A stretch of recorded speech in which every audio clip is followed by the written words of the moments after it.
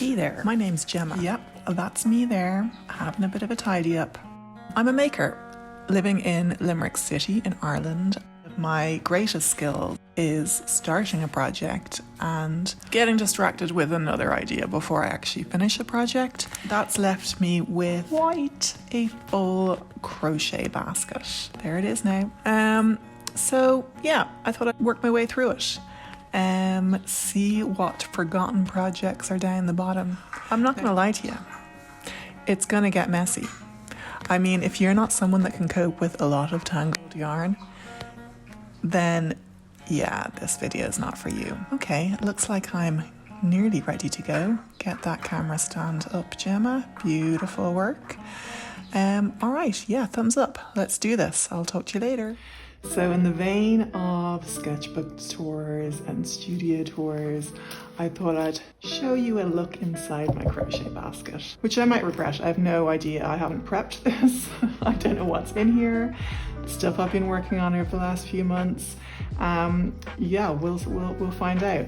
So sitting on top is my tool case. So it's just a little pencil case I made. And I've got all my crochet hooks of different sizes, my little pot of needles, which is crucial. Whenever I need a needle, I can never find one. So this is great. I've got a little scissors. Again, when I need one, I can never find one. So it's all kept together. This is my favorite hook. This is what I've been using a lot lately. It's just a really comfortable, neat little hook. So that's that. So, okay, I guess let's just dive in. We've got some yarn here thrown in here. This is from Sastron and Gren. It's a store in Ireland, but it's around Europe, I think. You can buy it online as well. I just love their colors. It's quite a fine weight yarn, but it's 100% cotton and I enjoy it. So those two colors is what project I'm working on at the moment, which is, let's move this out of the way, which is this, okay? So it's kind of a face folded in half.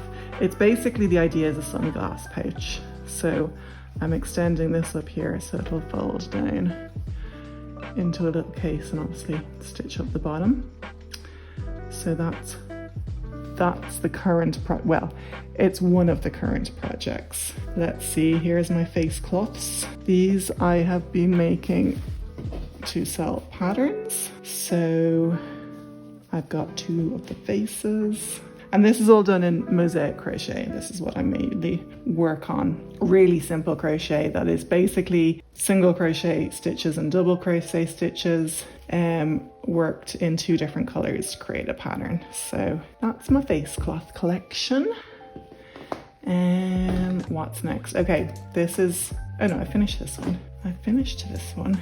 This is a big portrait piece that I was working on. So it sort of came from the idea, or from the face cloth designs. I mean, it's not blocked, so it's not straight. But yeah, I love the contrasting lines. And then experimenting with using the Mosaic crochet to make sort of smoother diagonal lines. So yeah, this was one of the first bigger pieces I've done in Mosaic crochet. I'm pretty happy with it. I think it would be nice on the wall. And this is an ongoing project. Well, I've nearly finished it. It's usually when I get nearly finished, I get bored and move on to the next project, but it's another portrait. But again, looking at mark making. So using the lines and different patterns to create the design. And then the portrait. So the poor girl, I need to finish her head.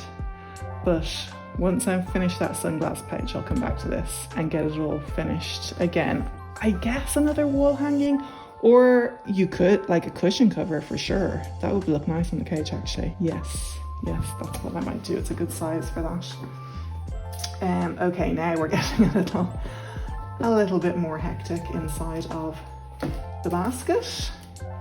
We've got a lot of little things, so let's take our pick. Okay, we'll start with the bigger of the little ones. Now, this is one of the first kind of turning a drawing into crochet that I did. So yeah, it's nice. I think I could do better. But yes, can you sense the style? Lines, dots. But again, just trying to get the curved lines by just using double and single crochets. So yeah, that's where we kind of started. Now we've got a collection of real sort of basics. I think these are all kind of similar. We'll get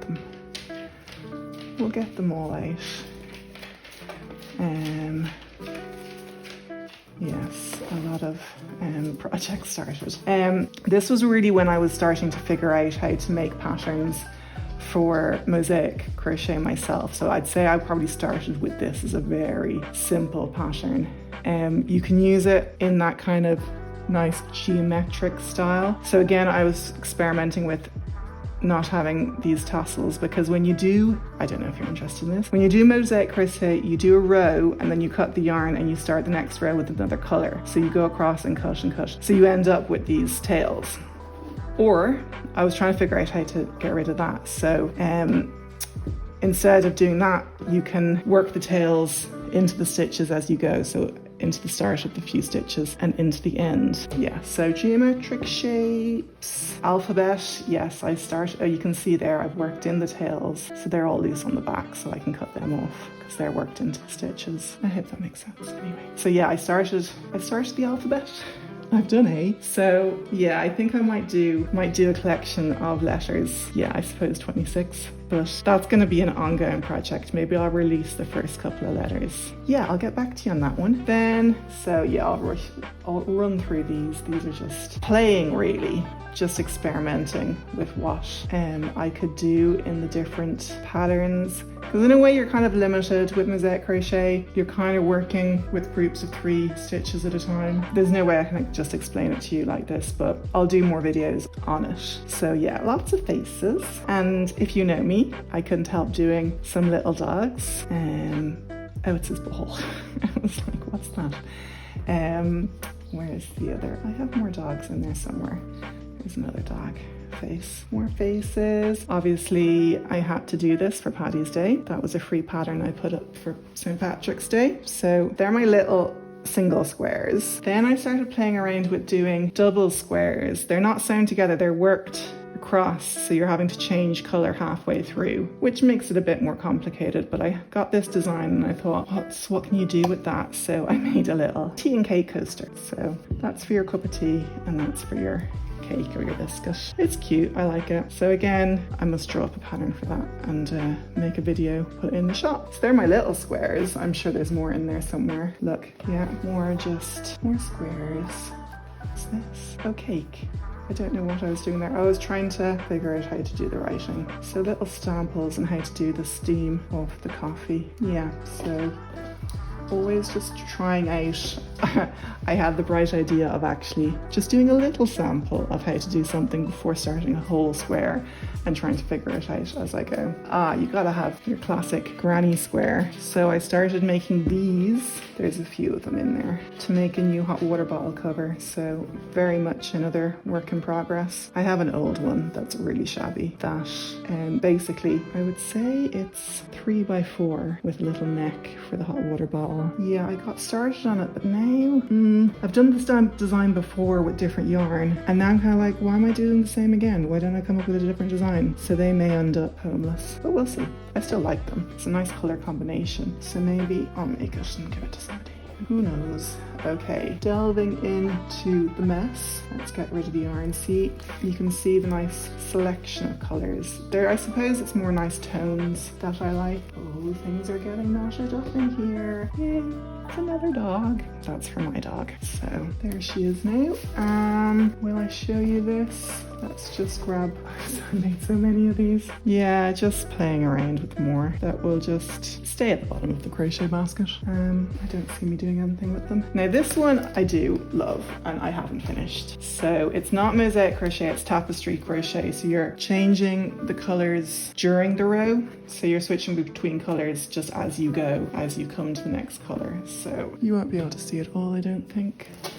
but that's her there. I love it. And again, so close to finishing. Just gotta get the top of her head done. But this is the first kind of big tapestry piece I did. And no surprises, working in stripes and lines, but yeah, I love it. There's just a gorgeous weight to it as well. It's real, like there's substance to it. Do you know, if I did it bigger, it would be an amazing blanket, but it would take literally forever. So I think cushion cover, but I think it would look amazing on the wall. So yeah, no, I love her. And what's lovely about tapestry crochet, so it's two-sided. Whereas with the Mosaic, I don't know if I told you or showed you. So you've got your pattern on one side and then you've got your stripes on the other side, but it still leaves a kind of a cool texture depending on how you create your pattern.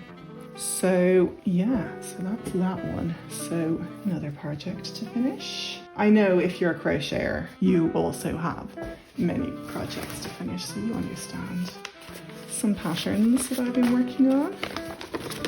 So again, if you don't know, oh, that's the A, what a mosaic crochet pattern looks like. It's fairly straightforward. A lot of, like every square is a stitch.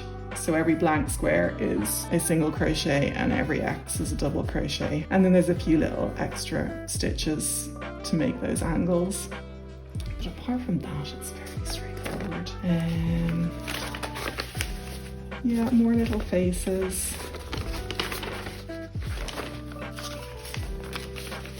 And patterns. I mean, that's your sort of real straightforward blanks and X's.